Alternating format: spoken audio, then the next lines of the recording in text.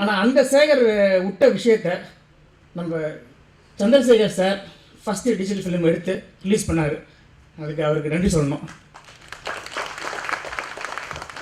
So என்னோடய படம் மெய்ப்பொருள் டிஜிட்டல் ஃபிலிம் தான், பனித்துளி. அது உண்மையிலேயே அந்த படத்தில் நாங்கள் சில ஷார்ட்ஸ்லாம் ராஜ்குமார் எடுத்து கொடுத்தாரு. கலர் கரெக்ஷனே பண்ண வேணாம், அந்த அளவுக்கு டிஜிட்டல் ஃபிலிமில் அவர் அவரோட கை வச்சாலும் அந்தளவுக்கு எடுத்து கொடுப்பாரு. எக்ஸ்ட்ரானரி நல்லா பண்ணார். என்னோடய ஹாலிவுட் ஒளிப்பதிவாளர் கிறிஸ் எல்ரிஜ்னு ஒருத்தர் இருக்கார். அவர் அங்கே இந்த அசையும் படம் புக்கை என்கிட்ட கேட்டார், can you please bring that book. ஆனால் ஹாலிவுட் கேமராமேன் இவர் ஃப்ரெண்ட்ஸ் 2 பேரும். நான் சொன்னேன் இட்ஸ் இன் தமிழ் அப்படின்னா, யூ கேன் ட்ரான்ஸ்லேட் அப்படின்னாரு. சரி நான் கொண்டு போய் கொடுத்தேன். He like the book. இப்போ இந்த படத்தோட போஸ்ட் ஃபேஸ்புக்கில் பார்த்துட்டு ஃபஸ்ட்டு லைக் அவர் தான் கொடுத்து இமீடியட்லி ட்வீட் பண்ண இமெயில், இந்த புக் கொண்டு வரியா அப்படின்னு, கேன் யூ பிரிங் திஸ் புக்னு. பிகாஸ் அந்த புக்கை ரொம்ப லைக் பண்ணார் அவர். அசையும் படம் புக்கை ஒரு ஹாலிவுட்டில் இருக்கிற ஒரு ஒளிப்பதிவாளர் அந்த புக்கை பிரித்து பார்த்து நிறைய விஷயம் ரொம்ப லைக் பண்ணார். என்ன சொல்ல வரேன்னா, இல்லை தமிழில் எங்கே போனாலும் கலக்குவான், அது மாதிரி நம்மளால் கலக்கிட்டு இருக்காரு. ஸோ மெயினாக நம்மளாம் அவரை வாழ்த்துறது நன்றி சொல்லணும். தேங்க்ஸ் ஃபார் பிரிங் திஸ் புக்னு சொல்லணும். ஏன்னா இந்த நிறைய ஃபிலிம் மேக்கர்ஸில் நான் அவர் தேங்க் பண்ண போகிறாங்க. ஏன்னா இந்த புக்கு படிச்சுட்டு அப்பா நம்ம இந்த புக்கு நிறைய விஷயம் நம்மளுக்கு கண்ணை திறந்துருக்கு, நிறைய விஷயம் கற்றுக் கொடுத்துருக்கு அப்படின்னு எல்லோரும் தேங்க் பண்ணுவாங்க. அதே மாதிரி மூர்த்தி சார் சொன்ன மாதிரி it's going to go to school colleges. So இது மாதிரி இதுலேருந்து டெவலப் ஆகி பல இடத்துக்கு ஒரு புக் போக போகுது. மகேஷ் சொன்ன மாதிரி எல்லோரும் காசு கொடுத்து வாங்க போகிறாங்க. இந்த விழாவுக்கு என்னை அழைத்ததற்கு நன்றி. அண்டு வந்திருக்கும் பெரியவர்கள் அனைவருக்கும் ரொம்ப நன்றி. இந்த விழாவை சிறப்பிச்சதுக்கு ரொம்ப நன்றி. பத்திரிகை நண்பர்களுக்கும் நன்றி. நான் என் நன்றி சொல்லணும்னா, அவர் என்னோட வெரி க்ளோஸ் ஃப்ரெண்டு, அவர் சார்பாக நான் நன்றி சொல்லிட்டுருக்கேன். இப்படி எழுதி சொல்லுவாங்க நிறைய பேர். ஸோ இந்த புக்கை பப்ளிஷ் பண்ணதுக்கு, ஏன்னா புக்கை எழுதி வீட்டில் வச்சுக்க முடியாது, அதை பப்ளிஷ் பண்ணால் சென்று அடையும். அந்த publishers hats off to you. அந்த எல்லோருக்கும் நன்றி. வணக்கம். நன்றி சார். நல்லா நட்பின் வெளிப்பாடான ஒரு அருமையான பேச்சு. அடுத்ததாக அன்பு சகோதரர் திரு சிவ இளநகை அவர்களை அன்புடன் அழைக்கிறேன். 3ஆம் பிறை வீடு தலைமுறை போன்ற காலத்தால் அழியாத காவியங்களை படைத்த திரு பாலு மகேந்திரா அவர்களே, சிறந்த படங்களை மட்டுமல்ல தமிழ் துறைக்கு ஒரு சிறந்த நடிகரையும் தந்துள்ள திரு சந்திரசேகர் அவர்களே, இந்த விழா மேடையில் அமைந்துள்ள திரையுலகின் முன்னோடிகளே, இங்கே வந்திருக்கின்ற இளைய தலைமுறை கலைஞர்களே, நாங்கள் டிஸ்கவரி புக் பேலஸில் அதை ஆரம்பித்த பொழுது அது ஒரு கலை இலக்கிய ஆர்வலர்களின் சந்திப்பு கூடமாக இருக்க வேண்டும், ஒரு புத்தக கடையாக மட்டும் இருக்கக்கூடாது என்ற ஆர்வத்திலே தான் ஆரம்பித்தோம். பல்வேறு புத்தகங்கள் அங்கே மக்களுக்கு அறிமுகப்படுத்தப்பட்டது. பல்வேறு கருத்தரங்கள் நடந்தன. 50-60 பேருக்கு மேல் நான் பார்த்ததில்லை. ஆனால் இன்றைக்கு 500 பேருக்கு மேல் இங்கே வந்திருக்கிறார்கள் என்றால் அது திரைப்படத்துறையின் தாக்கம்தான். எனவே 5 முதலமைச்சர்களை இந்த திரைப்படத்துறை தமிழகத்துக்கு தந்திருக்கிறது என்றால் அது ஆச்சரியப்படுவதற்கும் அதில் ஒன்றுமில்லை. அவ்வளவு ஆர்வம் உள்ளவர்கள் தமிழ் மக்கள் திரைப்படத்துறையின்பால். ஆனால் திரைப்படத்துறையை பற்றி வந்துள்ள புத்தகங்களோ அல்லது பத்திரிகைகளோ திரைப்படத்துறையிலே உள்ள அந்த நடிகர் நடிகைகளை பற்ற கிசுகிசுவை தாண்டி இப்படிப்பட்ட ஒரு புத்தகத்தையோ கட்டுரைகளையோ அறிமுகப்படுத்துகின்றன என்று ஆய்ந்தால் மிகவும் வருத்தப்படக்கூடிய ஒரு சூழ்நிலை தான். எனவே டிஸ்கவரி புக் பேலஸ் திரு ராஜ்குமார் போன்ற அரிய கலைஞர்களுடைய படைப்புகளை உங்களிலே யாராக இருந்தாலும் சரி, மிகப்பெரிய கலைஞர் திரு பாலு மகேந்திரா அவர்களுடைய எழுத்தாக இருந்தாலும் சரி, உங்களுடைய அறிமுகப்படுத்தப்படுகின்ற புதிய கலைஞர்களுடைய புத்தகமாக இருந்தாலும் சரி, நிச்சயமாக டிஸ்கவரி புக் பேலஸ் அதை அறிமுகப்படுத்துவோம் என்ற உறுதியை நான் தந்து கொள்கிறேன். எனவே இந்த எத்தனை திரைப்படத்துறையிலே வந்திருக்கின்ற மேகசின்ஸை எடுத்து பார்த்தீர்களால் கிசுகிசுவை தாண்டி டெக்னிக்கல் சமாச்சாரம் எதுவும் இருக்கிறதா? இங்கே வந்துள்ள இளைஞர்களை பார்க்கிறேன், நான் அவர்களோடு பேசி பார்த்தேன். டிஸ்கவரி புக் பேலஸ் அவர்கள் லட்சங்களை தேடி வந்தவர்கள் அல்ல, லட்சியங்களுக்காக கலைத்துறைக்கு வந்தவர்கள். அப்படிப்பட்டவர்களுடைய எழுத்துக்களை கருத்துக்களை புத்தகங்கள் வாயிலாக பரப்புவோம்.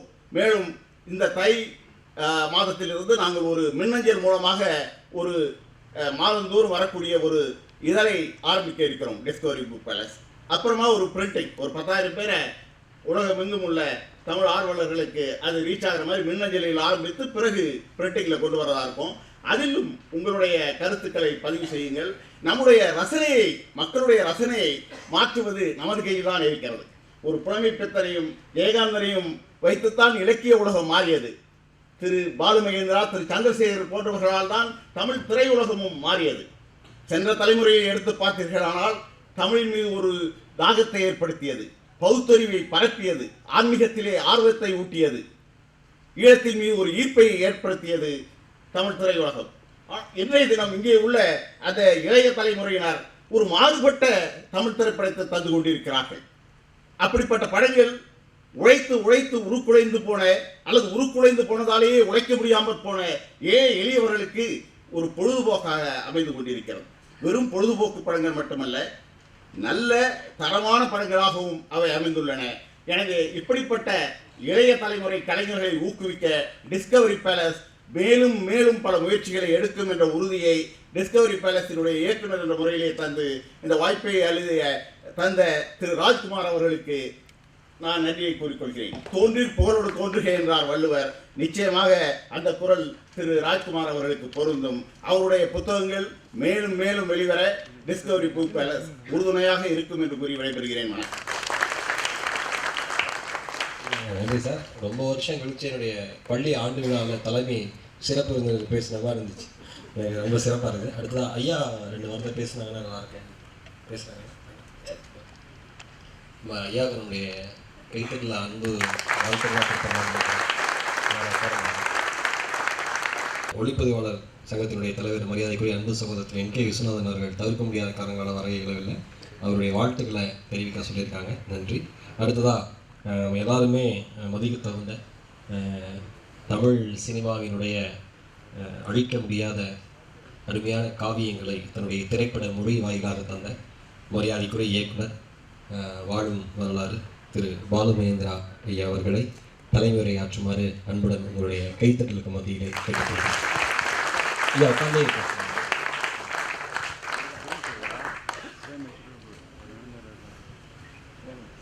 நண்பர்களே, பெர்னீஸ் ஆனந்தன் எழுந்து போவதை பார்த்தேன். அவருக்கு சென்ற வாரம், அதாவது ஜனவரி 1ஆம் தேதி 89 வயசு பிறந்தனர். அந்த 89 வயசில் இங்கே வந்து உட்கார்ந்து விட்டு போகிறார் என்றால் அது சினிமா மீது அவருக்கு இருக்கும் காதல், அசைக்க முடியாத காதல், என்றைக்குமே அழிவில்லாத காதல். அதனால் அவர் வந்து உட்கார்ந்ததும் இங்கிருந்து எழுந்து போகும்பொழுது அவரை பார்த்த பொழுது எனக்கு கூச்சமாக இருந்தது. இவர் இந்த மாமனிதருக்கு முன்னாடி நம்மளாம் என்ன நத்திங். சரி, நேற்று சாயந்தரம் டிஸ்கவரி புக் ஷாப்புக்கு போயிருந்த பொழுது என்னுடைய பள்ளிக்கூடத்திற்காக ஒரு 3000 ரூபாய்க்கு புக்ஸ் வாங்கினேன். தமிழ் சிறுகதைகள், இப்போ சமீபத்தில் வந்த தமிழ் சிறுகதை தொகுதிகள் வாங்கினப்போ இன்றைக்கி அவங்க வெளியிட்ட புத்தகத்தை நான் இந்த விழாவில் கலந்துப்பேங்கிறது எனக்கு தெரியாது. அங்கேயும் யாரும் சொல்லலை. சந்தோஷமாக இருக்குது. இந்த ராஜ்குமார் அவர்கள் இந்த புத்தகத்தை வெளியிட்டிருக்காரு. தமிழில் டெக்னிக்கல் புக் பிக்சர். இந்த புத்தகத்தை மேலோட்டமாக பார்த்த பொழுது, நான் இன்னும் படிக்க ஆரம்பிக்கல, மேலோட்டமாகத்தான் பார்க்க முடிஞ்சது. பார்த்த பொழுது எனக்கு ஏற்பட்ட அந்த முதல் எண்ணம், அதோட இது போன வருஷம் தொடக்கத்தில் வந்திருந்தால் நம்ம கொஞ்சம் பெட்டராக பண்ணியிருக்கலாமே. ஏன்னா எனக்கு டிஜிட்டல் சமாச்சாரம் 0, ஒன்றும் தெரியாது. கொஞ்சம் கொஞ்சமாக இப்போ தான் கற்றுக்கிட்டு இருக்கேன். அதால் இந்த புக்கு எனக்கு ரொம்ப உதவியாக இருந்திருக்கு. போன வருஷம் தொடக்கத்தில் வந்திருந்தா. பிகாஸ் என்னுடைய இந்த தலைமுறைகள்ங்கிற படம் டிஜிட்டலில் தான் பண்ணுறது என்ன முடிவானது. அந்த எதுக்கு அப்படி ஒரு முடிவுக்கு வந்தேன். என்ன 41 வருஷமாக ஈஸ்ட்மன் கலர் என்கிற இந்த நெகட்டிவோட காதல் செய்துவிட்டு இப்போ வந்து டிஜிட்டல் என்று நிற்கிறப்போ எதுக்கு இது என்னுடைய சுவாபமாக ஒன்று இருக்கிறப்போ இன்னொன்றுங்கிறது இல்லை கட்ட அவசியமா? இல்லை, இது அவசியமா? அவசியம் என்று பட்டதால் டிஜிட்டலுக்கு போக வேண்டியிருந்தது. காரணம், நாளைய சினிமா கொடாக் கம்பெனி இழுத்து மூடிவிட்டான் என்று அறிவித்தல் வந்ததும் புரிந்தது. ரொம்ப வருத்தத்தோடு புரிந்து கொண்டேன். நாளைய சினிமா டிஜிட்டல் தான். என்னுடைய திரைப்பட பள்ளிக்கூடத்தில் 12 மாணவர்கள். இவர்கள் படம் பண்ண போகிறார்கள். இவர்களுக்கு டிஜிட்டலில் படம் பண்ணுவது எப்படி என்று ஒரு முன்னுதாரணமாக, ஒரு டெமோவாக நான் ஒரு படத்தை எடுத்து காமிக்க வேண்டிய ஒரு கட்டாயம் இருந்தது. ஆனால் இதில் துரதிர்ஷ்டம் என்னவென்றால் எனக்கு டிஜிட்டல் தெரியாது. எனவே நான் முதலில் கற்றுக்கொள்ள வேண்டியிருந்தது. கற்றுக்கிட்டு செஞ்சேன். கொஞ்சம் இப்போவும் கற்றுக்கிட்டு முழுதும் தெரிய முடியல, கொஞ்சம் தெரியும். எதை இந்த ஃபைடி யூஸ் பண்ணுற அளவுக்கு தெரியும். அவர்களுக்கு ஒரு நம்பிக்கை வரணும். இந்த டிஜிட்டலில் இந்த ரிசல்ட் கொண்டு வரலாம், இந்த ஃபைடியில் இந்த ரிசல்ட் கொண்டு வரலாம் என்கிற ஒரு நம்பிக்கை வரணும். அந்த நம்பிக்கை அவங்களுக்கு வரணும்னா அது நான் முதல்ல செஞ்சு பார்த்து அவங்களுக்கு அது சொல்ல, இது சாத்தியம்னா 75 வயசில் என்னால் முடியும்னா உன்னாலே எதுக்க முடியாது, கண்டிப்பாக முடியும். Why not? ஸோ என்னுடைய மாணவர்களுக்கு ஒரு டெமோவாக தான் நான் டிஜிட்டல் சினிமாட்டோகிராஃபிக்குள் வந்தேன். வந்த பொழுது தான் புரிந்தது, இது போதும், நீ சொல்ல வந்த கதையை சொல்லுவதற்கு இது தாராளம். அப்புறம் பல பேர் என்னுடைய படத்தை பார்த்துக்கிட்டே என்கிட்ட கேட்குறாங்க, வெரி சினிமாட்டோகிராஃபர்ஸ் என்ன கேமரா யூஸ் பண்ணீங்க? அவர்களிடம் எனக்கு கடுப்பாகுது. இந்த மாதிரி கேட்குறப்ப எனக்கு கடுப்பாக போகுது. ஏயா, யாராவது போய் கடவாசல்கிட்ட கேட்டீங்களா என்ன பேரை யூஸ் பண்ணேன்னு?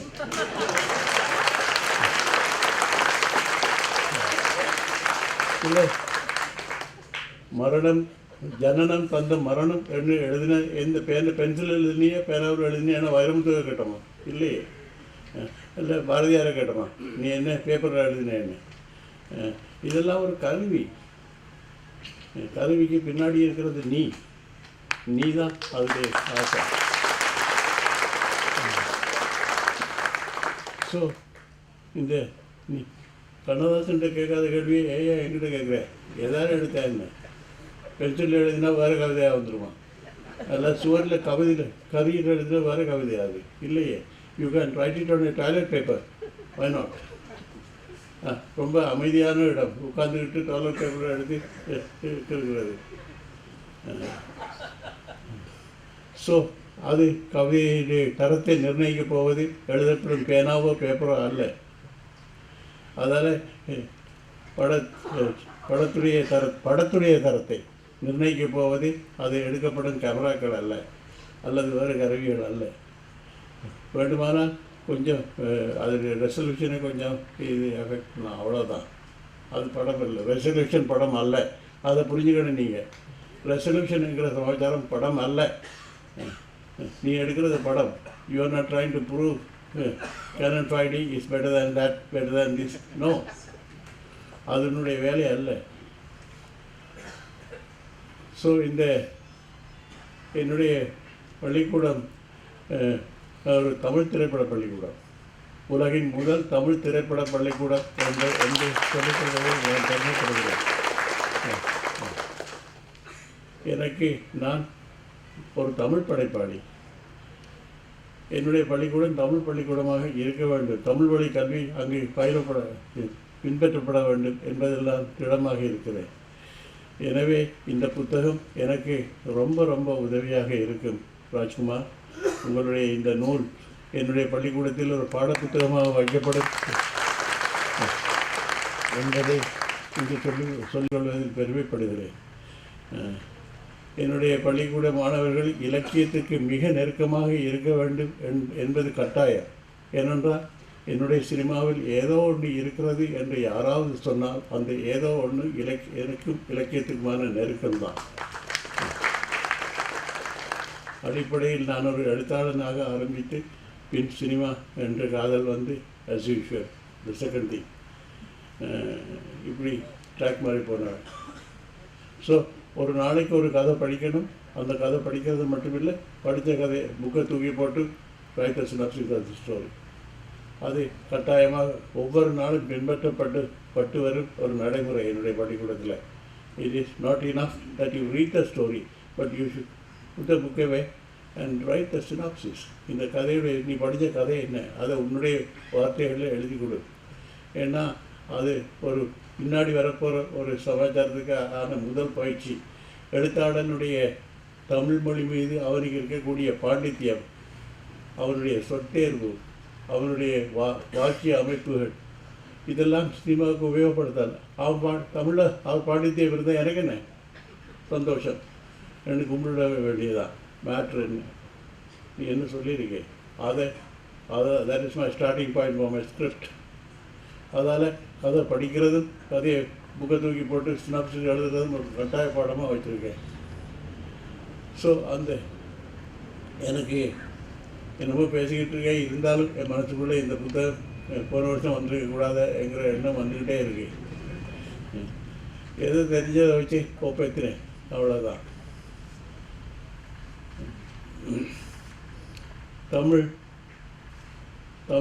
என்று சொல்கிறப்போ தமிழ் பேசு தங்க காசு அந்த தமிழ் இல்லை.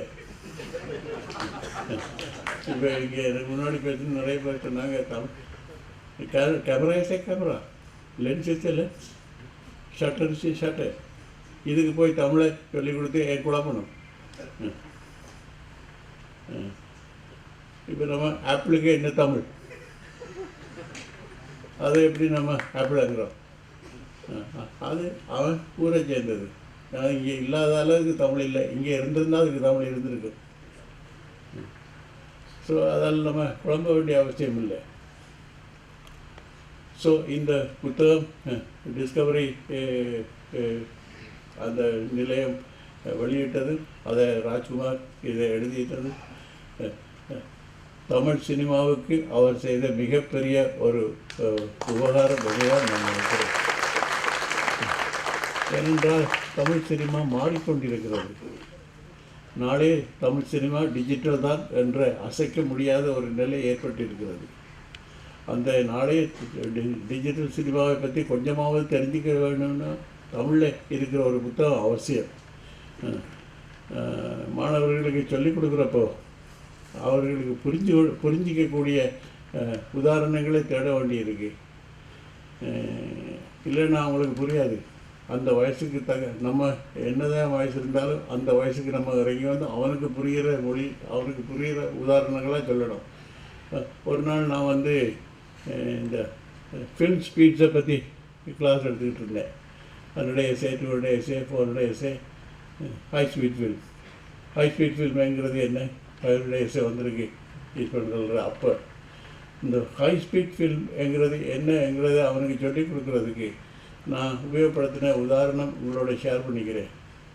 நான் கேட்டேன், தம்பி நீங்கள் எத்தனை பேர் சங்கருடைய இந்த உசிலம்பட்டி பெண்குட்டி பாட்டை எத்தனை பேர் கேட்டிருக்கீங்க? அதில் 4 பேர் கை வைக்கிறானுங்க. சரி, அந்த வரி என்ன? உசிலம்பட்டி பெண்குட்டி குத்து பேச்சு நீ ஓரக்கண்ணால் பார்த்தாலே என் புள்ள தாச்சி. இது அதில் சொன்னது. அதாண்ட ஹை ஸ்பீட் வெயிட் வேறு ஒன்றும் இல்லை. அதான் ஒன்றும் பண்ண வேண்டியது, சும்மா அப்படி பார்த்தா போதும் பற்றிக்கும். So this they will never forget. இந்த மாதிரி அவங்களுக்கு புரிகிற உதாரணங்களோட சொன்னால் ஹை ஸ்பீட் அதான் ஒன்றும் பண்ண வேண்டியது, சும்மா அப்படி பார்த்தா போதும், அதை பற்றி அவ்வளோதான் வேண்டியது. So Rajkumar, I thank you so much for giving this book to us. Particularly, I am very happy நீங்கள் எழுதின இந்த தமிழ் புத்தகம் தமிழ் சினிமாவுக்கு ஒரு மிகப்பெரிய கொடையாக அமைந்திருக்கு. அது வந்து என்னுடைய பள்ளிக்கூடத்தில் ஒரு பாடமாக ஒரு புத்தகமாக இருக்க போகுது, கட்டாய பாடம்.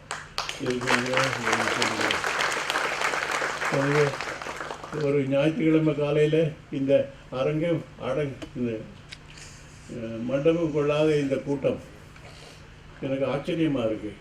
which means so many people are interested, so many youngsters are interested ஏன்னா நாளே தமிழ் சினிமா உங்கள் கையில் தான் இருக்குது. அவர் டைம்ஸ் ஓவர். இருந்தாலும் எங்கள் ஊரில் ஒரு ஒரு ஒரு வழக்கு இருக்குது என்னுடைய கிராமத்தில். அதாவது கட்டி கொடுத்து அவங்க குழந்தை பெற ஆரம்பித்தா தாவேப்பன் குழந்தை பெற மாட்டாங்க. ஆனால் நீங்களும் என்னுடைய வெற்றிமாறனும் பாலாவும் குழந்தை பெற்றுக்கிட்டு தான் இருக்காங்க. நானும் கூட கூட அப்பப்போ ஒரு குழந்தை பெற்றுக்கிட்டு தான் இருக்காங்க. அதை நிறுத்த முடியலையே, என்ன பண்ணுறதுன்னா I don't want to stop it. என்ன பயம்னு கேட்டிங்கன்னா, எதுவும் பண்ணாமல் இருந்தேன்னா பொசுக்கிட்டு போயிடுவேன்னு பயம். அதால் தொடர்ந்து நான் பண்ணிகிட்ருக்கேன். So I will be doing. இன்னொரு 5-6 படமாவது பண்ணாமல் போகிற வித்தியாசம் இல்லை. So you to tolerate me. என்ன சகிச்சுக்கணும். நீங்கள் யார் இந்த கிழமை ஏதோ வந்து உளறிக்கிட்டு இருக்கா, கண்ணு ஏதோ செஞ்சுக்கிட்டு இருக்கா, சகிச்சுக்கங்க. நான் சொந்த வாழ்க்கையிலையும் சரி என்னுடைய சினிமாவிலையும் சரி நான் நினச்சது தான் செஞ்சேன். அது இது செய்யலாமல் செய்யக்கூடாதுங்கிற என்னதெல்லாம் நினைக்கல. I want to do this, so I do it. அவ்வளோதான். ஸோ இந்த இந்த திடமான ஒரு ஒரு நம்பிக்கை, I want to do this என்கிற சமாச்சாரம் தான் தலைமுறைகள். ஏன்னா எனக்கு பட்டது நம்ம ரொம்ப இழந்துக்கிட்டு இருக்கோம். பல விஷயங்கள் இழந்துக்கிட்டு இருக்கோம். நம்ம கண்ணு முன்னாடியே போயிட்டுருக்கு. என்ன ஒரு நாள் உட்காந்து யோசனை பண்ணப்போ பட்டது. Losing so many things right in front. இப்போ எனக்கு முன்னாடி பேசின ஒரு தெரிஞ்சனா, இங்கே சென்னையில் உள்ள பள்ளிக்கூடங்களில் தமிழ் பேசினா ஃபைன். சென்னை எங்கே இருக்கு? தமிழ்நாட்டில். இங்கே தமிழ் பேசினா ஃபைனுங்கிற அளவுக்கு வந்திருக்கு. நம்ம நல்ல முன்னேற்றம் இல்லையா? சரி, சும்மா தமிழ்னு பேசிக்கிட்டு இருந்தால் நடக்காதுப்பா. யூ மஸ்ட் புட் இட் உங்கள் ஊடகங்களில் உங்களுக்கு தெரிஞ்ச வகையில் நீங்கள் போடுங்க. என்னுடைய தாய்மொழியில் இந்த புத்தகம் வந்திருக்கிறது எனக்கு ரொம்ப சந்தோஷமாக இருக்குது. ரொம்ப ரொம்ப சந்தோஷமாக இருக்குது. Rajkumar, I thank you once again. ரொம்ப நன்றி. ஃபில்ம் இண்டஸ்ட்ரி, இந்த திரையுலகம் சார்பாக என்னுடைய நன்றியை தெரிவிச்சுக்கிறேன்.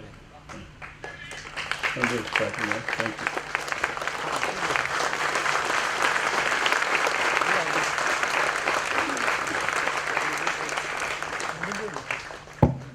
தெரிந்து இந்த கைத்தட்டல்லாம் இந்த மேதைக்கு பார்த்தாதுன்னு நினைக்கிறேன். ஒரு அரங்கம் நிறைந்த பலமான கைத்தட்டல் மரியாதைக்குரிய இயக்குனர் பாலவேந்திரா சார்.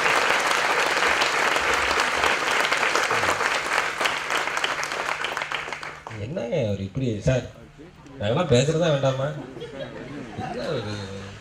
எனக்கு பெரிய வியப்பா இருக்கு. எப்படி இப்படி அது மாதிரி இந்த மழை திறந்த வெள்ளம் போலம்பாங்க, அந்த மாதிரி சார் பேசுறது வந்து கேட்டுக்கிட்டே இருக்கலாம் போல. எல்லாரும் அவங்கவுங்களுடைய நேரங்கள் எல்லாத்தையும் மறந்துட்டு, உண்மையிலே ஒரு சிறந்த பேச்சுக்கு எது இலக்குன்னு எங்கள் ஆசிரியர் சொல்லுவார்னா, ஒருத்தர் பேசுறப்ப நம்ம கவனம் வேற எங்கேயும் போனீங்கன்னா அதுதான் சிறந்த பேச்சுன்னு. எனக்கு தெரிஞ்சு சார் ஆரம்பிச்ச முதல் நொடியிலிருந்து முடிக்கிற இறுதி நொடி வரைக்கும் அவருடைய பேச்சு மேலதான் கவனம் இருந்ததுடைய, அதை தாண்டி எங்கேயுமே நம்ம கவனம் இல்லைங்கிறது உண்மையா இல்லையா?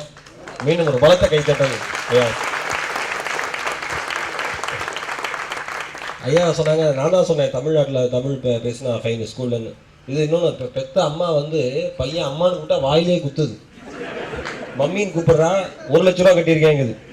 அது அது அது அவ்வளோ கஷ்டப்படுதுங்க வீட்லேயே எல்லாம். அது பரவாயில்ல, ப்ரீகேஜிக்கு பல பேர் மாட்டே அடை வச்சிடறான். ஆமாம் ஆமாம், ஐயா சொல்கிறாங்க மம்மிங்கிறது பதப்படுத்தப்பட்ட பிணமா. உண்மை. அதை யார் சொல்றது தெரியுமா? அதை வீட்டில் இருக்கிற டாடி தான் சொல்லியிருக்காரு. பல பேருக்கு அங்கேதான் போராட்டமே ஆரம்பிக்குது. அதனால ரொம்ப சார் சொன்னார், திரைப்பட துறையின் சார்பாக சிஜே ராஜ்குமார் உங்களுக்கு நன்றின்னு. இது மிகப்பெரிய அவார்டு. நீங்கள் உண்மையிலேயே சிஜேன்னு நாளைக்கு உங்களுக்கு என்ன விருது கிடைச்சாலும் சாரோட வாயிலிருந்து இந்த வார்த்தைகளுக்கு இணையான விருது உங்களுக்கு எதுவுமே கிடையாது. All the very best sir. வணக்கங்க. அடுத்ததா இந்த அருமையான புத்தகத்தை இன்னொன்று ரொம்ப எல்லாரும் சொன்னோன்னே சிரிச்சாங்க. எனக்குன்னு ஒன்று இருக்குது, இன்னொன்று எதுக்குன்னாரு சார். அதில் தான் பிரச்சனையே ஆரம்பிக்குது பல பேர். ரொம்ப அழகான A to Z. இது இதை மட்டுமே அவர் சீடி பண்ணி நம்ம யாராவது, ஆனால் இதை கண்டிப்பாக யூடியூப்பில் அப்லோட் பண்ண முடியுங்க. கண்டதெல்லாம் அப்லோட் பண்ணுறாங்க. சாரோட பேச்சை நம்ம அப்லோட் பண்ணலாம். ரொம்ப அருமையான பேச்சு. அடுத்ததா இந்த புத்தகத்தை வெளிக்கொண்டு வர உதவி செய்த மரியாதைக்குரிய இனிய சகோதரர் டிஸ்கவரி புக் பேலஸை சார்ந்த திரு வேடியப்பன் அவர்களை அன்புடன் அழைக்கிறேன்.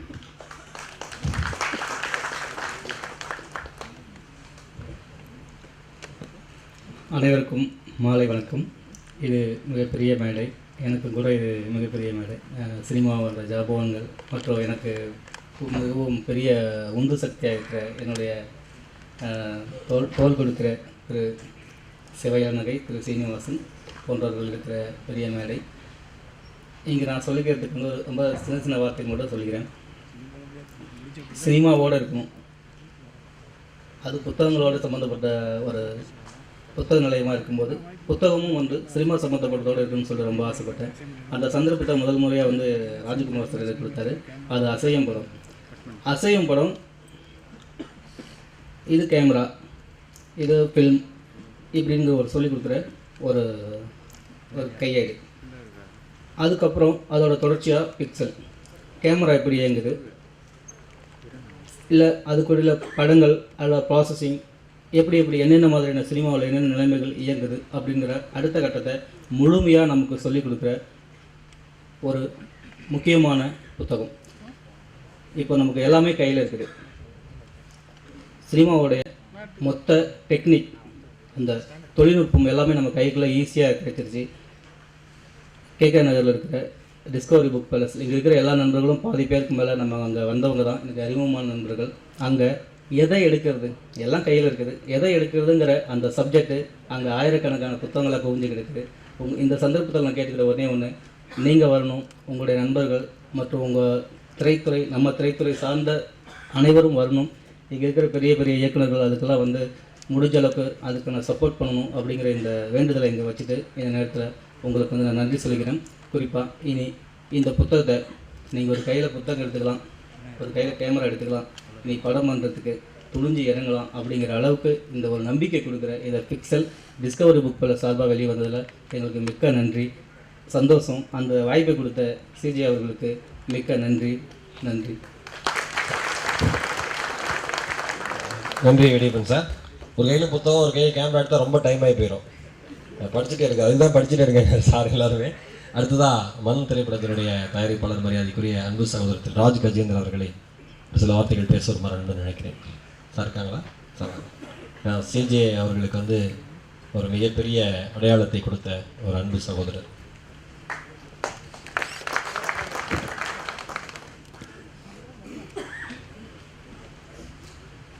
அனைவருக்கும் வணக்கம்.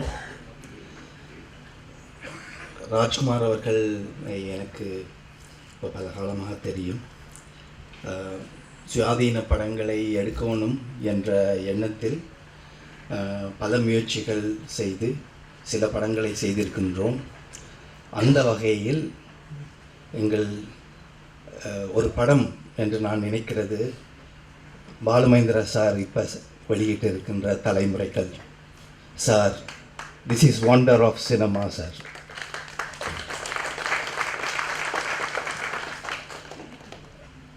இந்த புத்தகம் வந்து சினிமாவில் இருக்கின்ற ஒரு தொழில்நுட்பத்தை ஒளிப்பதிவு வாயிலாக எப்படி செய்வது என்பதை திட்ட தெளிவாக தமிழில் கொடுத்திருக்கின்றார். இது வந்து தமிழில் பல ஒளிப்பதிவாளர்களை உருவாக்கும் என்பதில் எனக்கு நம்பிக்கை இருக்கின்றது. உருவாக வேண்டும் என்றதும் முக்கியமானது. இன்னும் ஒன்று என்னவென்றால், இது வந்து ராஜ்குமாருக்கு ஒரு வேண்டுகோள்.